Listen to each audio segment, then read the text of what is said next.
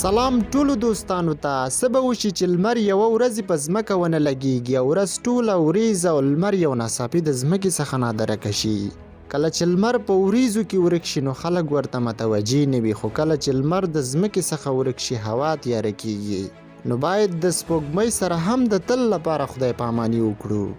یوازې په اسمان کې د ستورو ښکلې وړې رڼاوې مو په نظر راځي، او کله چې لمر نه وي د ځمکې جاذبه قوه هم دومره نه وي. فوتوسنتیز عملیه هم نه اجرا کیږي. کله چې فوتوسنتیز عملیه ترسره نشي نو د نبات وده په درېدو راځي او اکسیجن د نبات لخوا نه ازادیږي، تر دې چې په اوبو کې شته بکتریاوې هم له منځه ځي، چې دا ټول د لویو مشکلاتو د پیل آغاز وي. د ځمکې کوره ورځ نه بلې ته د یخ لور ته ګرځي، نه په شان د نورو سیارو، ځکه د ځمکې هسته یو څه اندازه تودوخه له ځانه سره لري.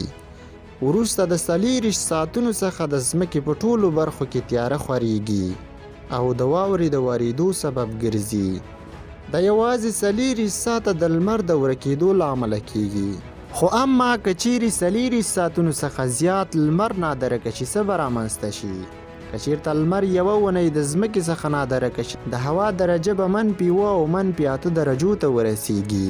ګلان اولني اغیزمن کیدونکي څیزونه دي چې د ګلانو سره به د تل لپاره خدای پاماني وکړو. سمندرونه اوس مهال ښه آرام او په مناسب ډول قرار لري. بعد د یوې اونۍ څخه ځمکه به ورسیږي -9 درجو ته.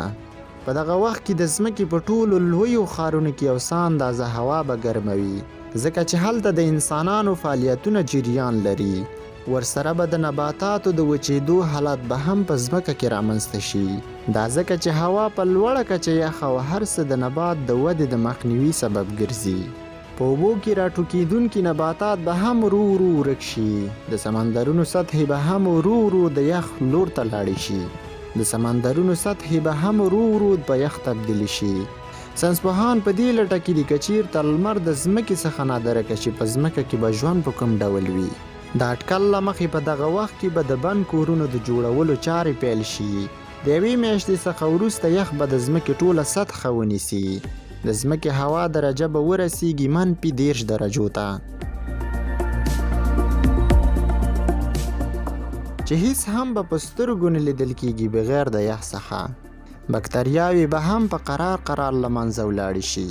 90% حیوانات به په دغه وخت کې له منځه ولاړ شي. یوازې هغه حیوانات به ژوندي پاتې وي چې د ځمکې په ګرمو نقطو کې ژوند کوي، لکه د آتش فشانونو او اور غورځونکو سیمو کې. د سمندرونو په تل کې یو څه اندازه تودوخه شته ده چې یو څه اندازه حیوانات به پکې ژوندي پاتې وي. وروسته د یو کال څخه به څه رامنځته شي؟ د یو کال څخه وروسته داسې یو څه به ووینئ چې اټکل به یې هم ونه کړئ. د ځمکې د هوا درجه به -40 درجو ته پورته شي. په ځمکه کې ټول حیوانات به له منځه لاړ شي. صرف د ځمکې په مرکزي برخه کې یعنې هستې ته نږدې حیوانات به ژوندي پاتې وي.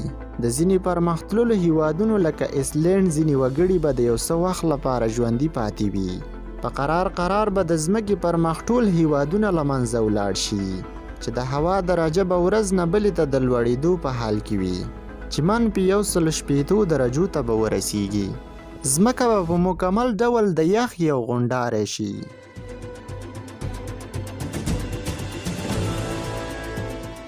د ځمکې کره به په مکمل ډول د جاذبې قوې څخه خلاصه شي، چې د ځمکې ورخ به د شهاب سنگونو په شکل باندې شي. ځمکه به په قرار د یوې لویې سیارې د سپوږمۍ په شکل شي. د هر څه چې ما وویل دا یوه نظریه ده. امکان نه لري چې لمر دې په یو ناڅاپي ډول د ځمکې نادرکه شي، ځکه لمر 2 میلیارده وارې د ځمکې لوی دی. وروسته د هغه چې لمر یوه لویه چاودنه وکړي او په یو سپین نور تبدیل شي، هغه وخت به هم انسانان د ژوند کولو ډېر اسانتیاوې ولري. ښه وخت، ښې شېبې، د خدای په امان.